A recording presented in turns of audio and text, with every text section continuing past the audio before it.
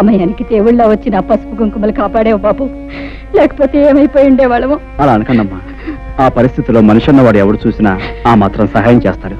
నీకు తెలియదు బాబు, ఈ ఊరు మమ్మల్ని వెలేసింది. మాకెవరు సహాయం చేసినా ఈ ఊరి పెద్దలు వాళ్ళ మీద కక్ష కడతారు. ఊరు నుంచి వెలేసేంత నేరం మీరేం చేశారు? మంచితనం రాజ్యం చేసే చోట చెడ్డతనం నేరం అనిపించుకుంటుంది. చెడ్డతనం రాజ్యం చేసే చోట మంచితనం నేరం అవుతుంది బాబు. నిజమే, మరీ మంచితనాన్ని ఈ లోకం భరించలేదమ్మా. అందుకే గాంధీని కాల్చేశారు, యేసుని సిలువ వేశారు, అలాగే మిమ్మల్ని వెలివేశారు. మనసు నొప్పించే మా గొడవ ఇప్పుడు ఎందుకులే బాబు.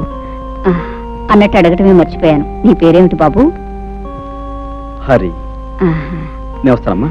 ఒక్క క్షణం కూర్చో బాబు, ఇప్పుడే వస్తాను. అమ్మాయి అమ్మాయి పార్వతే, పార్వతమ్మ తల్లి, నా అల్లుడికి ప్రాణం మీదకి వచ్చిందట్టుగా. ఎట్టున్నాయ్యా? ఇప్పుడు ఆయనకి బాగానే ఉందండి. నా బాబు, నా బాబే, నువ్వా నువ్వా నా అల్లుడిని కాపాడింది? నాయనా, ఆ 7 కొండల వాడు, ఆ అలివేల మంగమ్మ నిన్ను చల్లగా చూస్తారయ్యా. ఏమ్మ కన్న బిడ్డవో, నువ్వు సమయానికి వచ్చి ఆదుకోకపోతే నా బిడ్డగతి ఏమైపోయేది? చిన్నాడువైనా నీకు చేతులు ఎత్తి దండం పెట్టాలయ్యా. అంత మాట అనుకో. నేను ఏ తల్లి కనబెట్టినైనా నీకు మాత్రం మనవన్నే అమ్మమ్మా. ఓరి నీ అమ్మ కడుపు చల్లగా ఎంత బాగా చెప్పారా? అమ్మా వచ్చావా? వచ్చానమ్మా. దేవుడు నిన్ను చల్లగా చూశాడు. తీసుకో బాబు. వద్దండి. తినవయ్యా. అమ్మా నేను వెళ్ళొస్తాను. అమ్మ కాసేపు కూర్చోవే. కాసేపు కూర్చోటమేంటే, ఇంటికాడ నీ కూతురు వాళ్ళ అయ్యి కట్టా ఉందని లాబోది ఇవ్వని ఎడుతా ఉంటది. ఇప్పుడు నేను వెళ్ళి ఆయన లక్షణంగా ఉన్నాడని చెప్తే అప్పుడు కాస్త కూడదండి. అదేంటమ్మా, అక్కడ బాధపడే కంటే ఒకసారి చూసేచ్చు. అదంతా పెద్ద బాగోతుందిలే అయ్యా. ఎక్కడికే పెడుతున్నావు? అది కాదండి, మా నాన్నగారికి పెద్ద గండం తప్పిందట. ఒకసారి వెళ్ళి పరామర్శించడానికి ముసలు వెళ్ళింది కదా, ఊరంతా కట్టుకుని వెళ్ళక్కర్లేదు, లోపలికి వెళ్ళి. ఎవరు వెళ్ళినా వెళ్ళకపోయినా కన్న కూతురిగా నేను నిన్ను కట్టుకున్నవాడిని. నీకు ఇప్పటికి 1,00,000 సార్లు చెప్పాను, నువ్వు నీ పుట్టింటికి వెడితే మళ్ళీ ఈ గడప దొక్కాల్సిన అవసరం ఉండదని. రాయుడు వెలేసిన వాళ్ళందరినీ నేను వెలేశాను.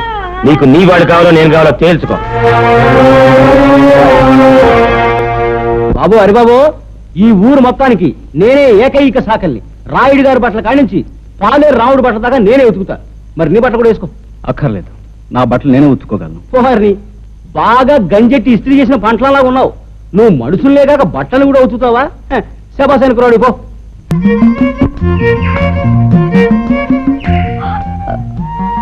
గట్టు దిగి పక్కకు తప్పుకో, నేను వెళ్ళాలి. వయసు మళ్ళే వరకు నేను ఈ గట్టు మీదే సెటిల్ అయిపోతాను అనుకుంటున్నావా? నేను వెళ్ళాలి, నువ్వే తప్పు. నేనెందుకు తప్పుకోవాలి? ఇదంతా మా పొలం, ఈ గట్టు మాది. యువతల పక్క పొలం నాది కనుక ఈ గట్టు మీద నీకెంత హక్కు ఉందో నాకు అంతే హక్కు ఉంది. అయితే నువ్వు తప్పుకోనంటావు. అంటావు కాదు, అన్నాను. విన్నావుగా. మర్యాదగా చెప్తే వినవా? నాకు నచ్చని విషయం అమర్యాదగా చెప్పినా వినను. సభ్యతున్న వాడివైతే ఆడపిల్లకి మర్యాద ఇచ్చి తప్పుకోవాలి.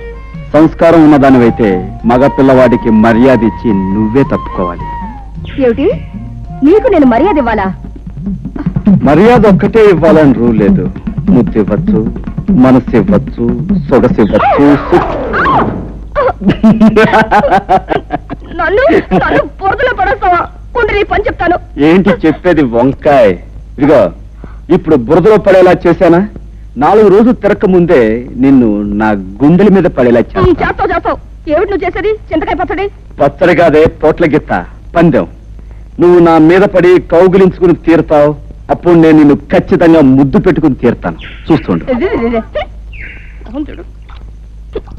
ఏమిటయా, ఏమిటి మీ గోల? ఎరువుల కోసం దరఖాస్తులు పెట్టుకున్నాం. మరి నిన్న సాయంకాలం దిగిన ఎరువులు ఇవాళ ఉదయానికి అయిపోయంటే మేమేమైపోవాలి బాబు గారు? అవును బాబు గారు, చాలా అన్యాయం. అన్యాయం. ఎరువులన్నీ మేము ఏమన్నా పిండి వంట చేసుకుని తినేసేసామా? ముందు వచ్చేవాళ్ళకి ముందు ఇచ్చాం, తర్వాత కోట వచ్చినప్పుడే మీకు. శాస్త్ర ప్రకారం ఈ సంవత్సరం ప్రారంభకాలం నుంచి కుజుడు కుంటినరకే నడుస్తున్నాడు. మళ్ళీ కోట ఎప్పుడు వచ్చేది? కుజుడు బుధుల్లోకి వెళ్ళి. రేపటి ఇంగ్లీష్ పేపర్లో ఇవాళ తాజా వార్త. కుజుడు బుధుల్లోకి రాకుండానే అక్కడ గోడౌన్ తలుపులు తెరుచుకుంటున్నా.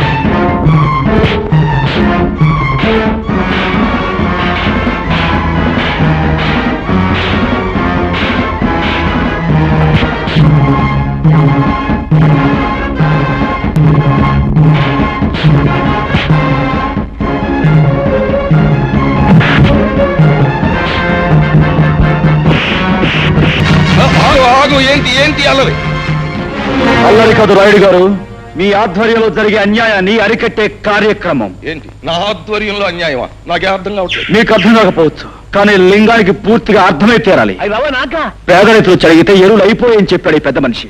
మరి గొడవలో దాచిన సరుకంతా ఎవరి కోసం చెప్తూ విని ఆనందిస్తాం. ఏమయ్యా లింగం, నాతో కూడా ఎరువులు అయిపోయాయనే చెప్పావు, మరి ఆ మూటలన్నీ అలా దాచుంచావు. అదేంటండి బాబు తమతో చెప్పాకే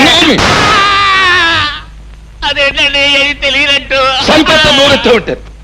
ఇదే కుర్రోళ్ళ చేత ఇక్కడే గోయిదేంచి కప్పెట్టించేస్తా. పంతులా అయ్యా ఒక కాపుగా చూడారి బాబు, నీలాగే నేను అన్యాయాన్ని అధర్మాన్ని సహించలేను.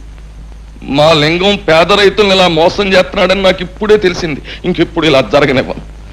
ఇప్పుడున్న ఎరువులన్నింటినీ పేదలైన రైతాంగానికి వెంటనే పంపిణీ చేయించేస్తాం. చాలా సంతోషం. మీరు మంచివారని విన్నాను. ఇప్పుడు మీ మాటల ద్వారా అది నిజమని తెలుసుకున్నాను. పునరావు, మనం వచ్చిన పని పూర్తయింది, వెళదాం పదండి. ఇది ఎక్కడ దారుణం అండి? దాచి ఉంచు బ్లాక్ లో అమ్ముకుందామని చెప్పింది మీరేగా, అందరి ముందు నన్ను వ్యర్థం చేశారు. అబ్బా, మరి ఊరికి అలా గిజ్జు పోకయా? ఆ కరోనా కొడుకుల ముందు మొత్తం అంతా ఎదవలం అయిపోవడం ఎందుకు? నిన్ను ఒక్క చెప్తే సరిపోద్ది కదా అని అలా అన్నాం. ఓసే సుబ్బులు, గెలవలేని వాళ్ళు ఉత్త పుణ్యానికి రెచ్చిపోయి పందాలు కాసేయకూడదే. నేను ఇప్పుడు ఏం పందెం కాసానే? కాసేవని కాదే, ఎప్పుడైనా కాసే ముందు గుర్తుంచుకో, నేనెవరినైనా ముద్దు పెట్టుకుంటాను అన్నాననుకో, పెట్టుకొని తీరతా. అది పందెం అంటే.